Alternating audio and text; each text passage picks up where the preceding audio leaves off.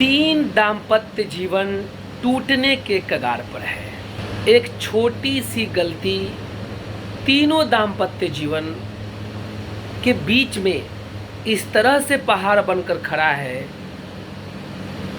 मानो जीवन का कोई गुंजाइश नहीं।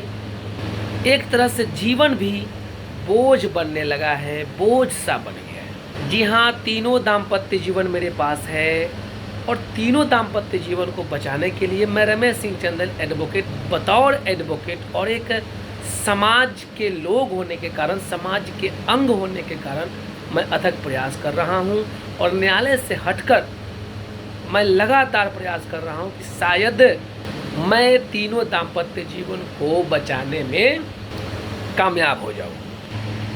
किसी की व्यक्तिगत जानकारी, व्यक्तिगत जीवन को बताने का मुझे कोई अधिकार नहीं है, इसलिए मैं नाम पता नहीं बताऊंगा। लेकिन तीनों दाम्पत्य जीवन को बताने से पहले मैं इस बात की जानकारी आपको दे देना चाहता हूं कि यदि आप दाम्पत्य जीवन जी रहे हैं या फिर आप अपने परिवार, अपने पुत्र, बेटा, बेटी या भाई बहन के दाम्पत्य जीवन को बसाने के बारे में सोच रहे हैं, तो यकीन मानिए यह वीडियो आप लोगों के लिए बहुत ही खास होने वाला है। दो दाम्पत्य जीवन ऐसे हैं जिसको टूटने का मुख्य वजह है अवैध रिश्ता। धीरे धीरे मैं तीनों पर प्रकाश डालूंगा, लेकिन ये दो जो है जिसके टूटने का जो मुख्य कारण है अवैध रिश्ता, जिसमें से पहले वाला के बारे में मैं बता दूं कि वह जो है महिला जो अवैध रिश्ता के जाल में फंसी, उसका जड़ कहीं न कहीं से उसी घर से उत्पन्न हुआ जिस घर की वह बहू है, अर्थात वही घर की बेटी जिसका प्रेम प्रसंग चल रहा था और जो उसका आशिक था, उसने अपने दोस्त के मनोरंजन के लिए, दोस्त के मन को बहलाने के लिए अपने गर्लफ्रेंड से आग्रह किया कि तुम कोई लड़की ढूंढ दो, ताकि मैं तो तुमसे बात कर मन बहलाता ही हूँ, मेरा दोस्त है जिसके पास कोई गर्लफ्रेंड नहीं है, वो भी किसी के साथ मन बहलाए। अब लड़की ने क्या किया, तो लड़की ने अपनी ही चाची से उस लड़के से बात करवा दिया, अपने बॉयफ्रेंड के दोस्त से, और इस तरह से कहीं ना कहीं चाची उस लड़के के प्यार के जाल में फंस के अपना दाम्पत्य जीवन को बर्बाद करने के लिए आगे बढ़ गई। लेकिन बीज कहाँ से आया? घर से ही आया। अब दाम्पत्य जीवन टूटने के कगार पर है।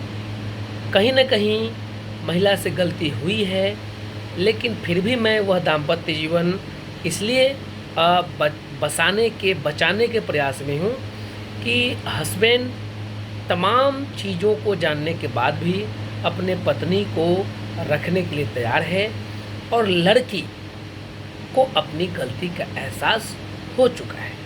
अब दिक्कत कहाँ है? दिक्कत है थोड़ा बहुत मनभेद है, और जो अवैध रिश्ता के कारण दोनों के बीच में खाई बन गया है, जिसको भर जाने की ज़रूरत है, और कोई एक ऐसा व्यक्ति की आवश्यकता है जो उस खाई को, उस गहराई को, उस दूरी को कम करने में सहायता करे। इसलिए मैं प्रयास कर रहा हूँ कि यह शायद संभव हो जाए। दूसरा दाम्पत्य जीवन जो टूटने के कगार पर है, उसमें भी अवैध रिश्ता ही है।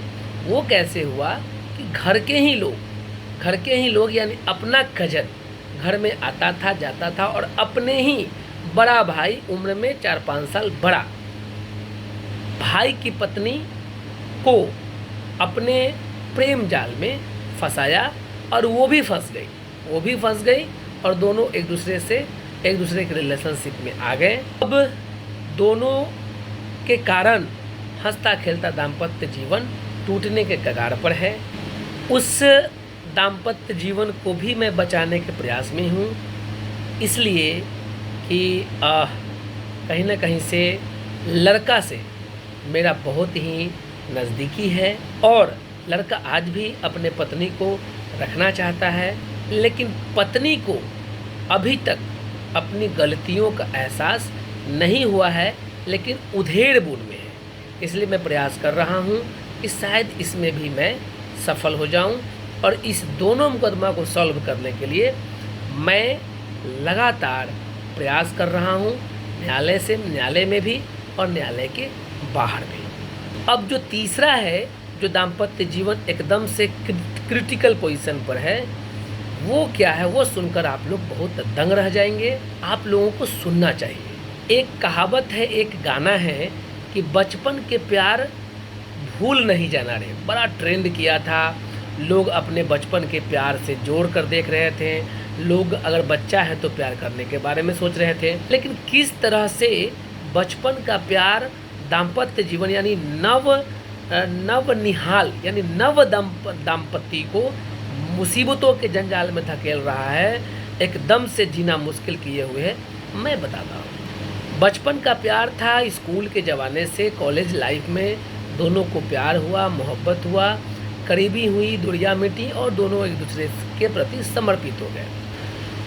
जाने अनजाने में, खेल खेल में, शादी के बंधन में भी बंध गए। अब दोनों मिल रहे थे, जुड़ रहे थे, हर इच्छाएं पूरी हो रही थी, लेकिन लड़की लगातार मौका दे रहा था कि आप तुम मुझसे शादी कर लो। लेकिन लड़का के पास भी तमाम परेशानियां थी, उसको असली परेशानी दिख नहीं रहा था। इस तरह से लंबा समय बीत गया। अब लड़की है बेचारी, कितना दिन तक वेट करे, परिवार का दबाव है, छोटे छोटे भाई बहन भी बड़े हो गए थे, छोटे छोटे भाई बहनों की जिम्मेवारी थी। अब लड़की ने सफिशिएंट यानी पर्याप्त मौका देने के बाद, हर तरह से मौका देने के बाद अंततः अपने परिवार के कहे में आकर अपने परिवार की बात सुनना उसको उचित लगा और परिवार के मर्जी के अनुसार शादी करने के लिए राजी हो गई। अब जब शादी ठीक हो गया, दिन उतर गया, छेका उका हो गया, फलदान हो गया, अब लड़का को अखरने लगा कि भाई अब तो मुझसे दूर जा रही है। तरह तरह से लड़का दबाव बनाने लगा। जब दोनों एक दूसरे के प्रेम में थे, तब दोनों के बीच में एक दूसरे का वीडियो फोटो भी था, जैसा भी फोटो। अब लड़की इसके लिए तैयार थी नहीं कि भाई अब तो शादी हो गया, दिन उतर गया, मैंने तुम्हें समय दिया, तुम उस समय का सदुपयोग नहीं किया, उस समय पर खरा नहीं उतरा। अब तो मेरा परिवार, तीन परिवार की खुशियां हैं, तीन परिवार की उम्मीदें हैं, तीन परिवार का इज्जत है, मान है, सम्मान है। तो अब लड़का जो प्यार करता था, हालांकि प्यार में ये सब होना नहीं चाहिए, लेकिन प्यार सनक बन गया और वह तमाम चीज़ करने लगा ताकि उससे उसका शादी टूट जाए।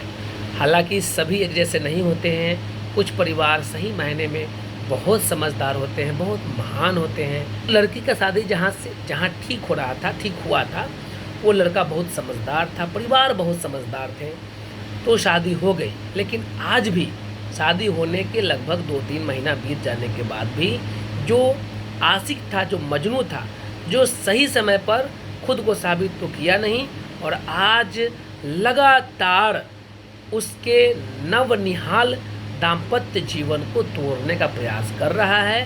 तरह तरह से उसकी फ़ोटो, उसकी वीडियो, लड़की को अपमानित, लड़की को बदनाम, लड़की को चरित्र भ्रष्ट साबित करने के लिए पूरी शक्ति लगा दिया है।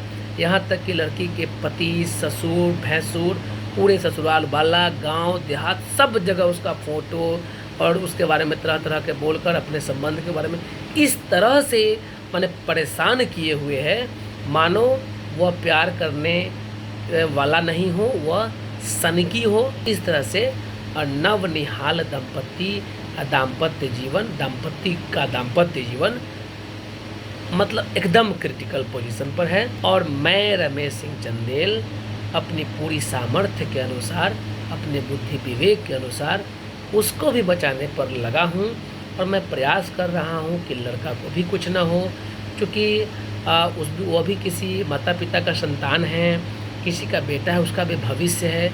और मैं चाहता हूँ कि लड़की का भी जीवन बस जाए, क्योंकि उसने अपने प्रेमी यानी फर्स्ट दोस्त को पर्याप्त समय दिया था, और अंत में अपने छोटे छोटे भाई बहनों की खुशियों के लिए शादी कर लिया। अब वह लड़की बिल्कुल समझदारी का परिचय दे रही है कि जहाँ शादी हो गया उसी को अपना घर मानकर, अपने पति को पति मानकर एकदम से अपने दाम्पत्य जीवन को बचाने और सजाने में लगी है। मेरे प्यारे साथियों, भाई बहनों, मैं सभी से आग्रह करता हूँ, दाम्पत्य जीवन एक तपस्या है। दाम्पत्य जीवन एक तपस्या है। मैं रमेश सिंह चंदेल अपने कम दिनों के वकालत के सफ़र में यह देखा हूँ कि दाम्पत्य जीवन को बचाना पड़ता है, दाम्पत्य जीवन को चलाना पड़ता है। इसके लिए आपको त्याग भी करना पड़ेगा, समर्पण भी करना पड़ेगा और एक दूसरे पर विश्वास भी रखना पड़ेगा। माना कि अवैध रिश्ता as a like of restaurant का खाना, जो थोड़ा दिन के लिए अच्छा लग सकता है, 1-2 दिन के लिए अच्छा लग सकता है, लेकिन जीवन भर के लिए वह नहीं है और कभी भी अवैध रिश्ता का परिणाम सही नहीं निकल कर आया है। तो मैं आपको कहना चाहता हूं कि आप अपना बसा बसाया घर ना उजाड़ें, ये जानते हुए कि आप शादीशुदा है, बाल बच्चेदार है, कोई क्यों प्यार करेगा, इस बात को आपको समझना पड़ेगा। अगर मजबूरी है, अगर कोई विडो है, कोई विधवा है, कोई साधवा है और फिर दोनों एक हो गया, शादी हो गई, वो मजबूरी बंधन है। उस तरह के अपवाद को छोड़कर ये मान कर चलना पड़ेगा कि कोई भी शादीशुदा महिला से 2 बच्चे 3 बच्चे की माँ से कोई क्यों प्यार करेगा। अगर आप बच्ची है, लड़की है, तो आपको भी ये समझना पड़ेगा कि यदि आप किसी के प्यार में फंस गए, आपके पति परिवार में लगे हैं, परिवार के साथ हैं, परिवार को आगे बढ़ाने में लगे हैं, तो आपको वो समय नहीं दे पाएंगे जो समय शुरुआती दौर में आपको मिलता था, क्योंकि पति तो घर चलाने के लिए बने हैं, घर चलाने में लगे हैं। तो इन तमाम चीज़ों को आपको समझना पड़ेगा और ये मानकर चलना पड़ेगा कि दाम्पत्य जीवन को बचाइए, शक से ऊपर उठिए, शक से ऊपर उठिए, नहीं तो बहुत बुरा हाल है साथियों, बहुत बुरा हाल है। मैं लड़की का भी वकील हूँ, मैं लड़कों का भी वकील हूँ। कुछ मामले में लड़की की तरफ से मुकदमे की पैरवी कर रहा हूँ, कुछ मामलों में लड़कों की तरफ से मुकदमे की पैरवी कर रहा हूँ और दोनों के जीवन को जो मैं तुलना किया तो मैं ये निष्कर्ष यही निकालता हूँ कि दोनों जो है बेचैन हैं, अवसादग्रस्त हैं, डिप्रेशन में हैं और सबको अपनी अपनी गलतियों का एहसास है, लेकिन काफ़ी विलम्ब हो गया, काफ़ी देर हो चुकी है और पता नहीं समाज में कितने खराब लोग हैं जो अच्छा चीज़ तो बताने से रहें और गंदगी भरने में लगे हैं, चढ़ाने में लगे हैं और एक तरह से मज़ा लेने के लिए किसी के जीवन को बर्बाद करने से भी पीछे नहीं हट रहे हैं। तो जीवन आपका है, दाम्पत्य जीवन भी आपका है, परिवार भी आपका है, इसलिए परिवार को बचाने की जिम्मेवारी भी आपकी है। साथियों, मेरा बात यदि किसी को थोड़ा सा भी अंश मात्र भी अगर खराब लगा हो तो माफ़ कीजिएगा। मेरा उद्देश्य किसी को दुख पहुंचाना नहीं है, किसी को क्षति पहुंचाना नहीं है। मैं महान नहीं बनना चाहता हूं, मैं अच्छा नहीं बनना चाहता हूं, बस समाज के प्रति अपना एक रोल, एक भूमिका को अदा करना चाहता हूं और मैं हमेशा ये प्रयास करता हूं कि शायद मेरे कारण किसी का जीवन बच जाए, बस जाए। एक बचपन में मैं कविता सुना था कि भला किसी का कर न सको तो बुरा किसी का मत करना, पुष्प नहीं बन सकते हो तो कांटे बनकर मत रहना, पुष्प नहीं बन सकते हो तो कांटे बनकर मत रहना। मैं रमेश सिंह चंदेल आज 30 अगस्त 2025 का यह दिन है, रात्रि की बेला है और मैं आप सबको गुड नाइट कहता हूँ, शुभ रात्रि कहता हूँ और ईश्वर से कामना करता हूँ आप सब अपने परिवार के साथ खुशहाल रहें। जय श्री राम, जय भारत, जय हिंद।